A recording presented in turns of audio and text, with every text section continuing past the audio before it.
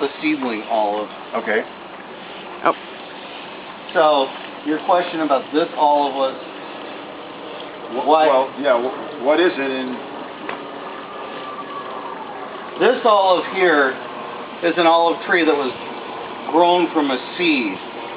Most olive trees, well, actually all olive trees that are sold in the nursery trade or should be sold in the trade are grown from cuttings. They'll take a small branch like this and put it in a mother bed and propagate it out. But sometimes some nurseries or some people grow them out from seeds. You don't get the true characteristics of what you're accustomed to looking at because seedling can be very random. I mean, sometimes you get great plants from random seedlings, and olive trees, though, when it comes from a seed, are almost invariably junk. And so it's just a seedling grown olive tree that you can toss, or you can begin thinning out a little bit over time and maybe get something attractive.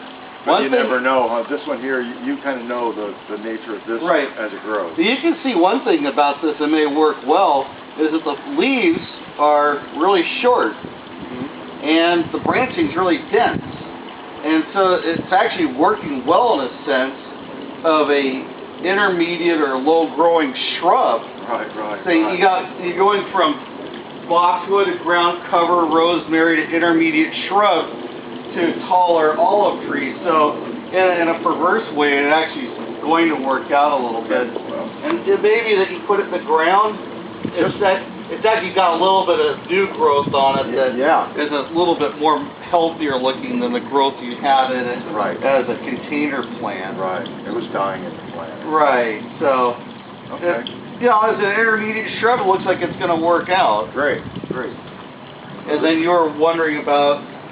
Well, I was just wondering, when do I cut it, and if I do, which ones do I do from the base, or to sculpt the olive trees, because there's obviously a lot of branches in here. The strongest suggestion is you do a little bit at a time. Gotcha. Take a couple out. You can either form it with some hard wire here, or you can let the wood develop over the course of months so that it's a little more stronger, standing out. It gets to this point right in here. You can take some nursery tape or some wood. A lot of growers will take a piece of wood and they'll put a 24-inch wood and they'll tape it so that it's spread apart. That's a great idea.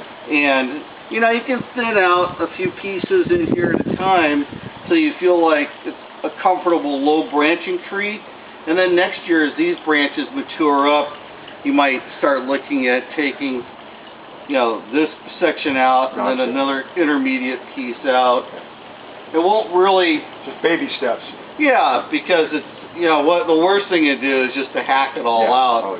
And you lose a lot of plant material. It's beautiful right now. And only when it's in the ground after about 6 to 9 months is it going to really take off.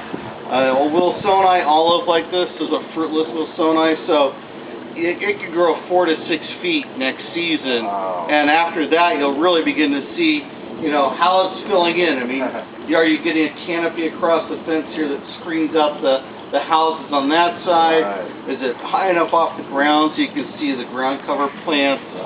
And that's perfect right now, boy. That's more than I thought I was going to get. So, take again, you can put a spacer in here, spread it that way, because you have 3 strong leaders. I love those 3 big stems. That's in an older tree, that's what makes them look beautiful. Right, exactly. All right, perfect.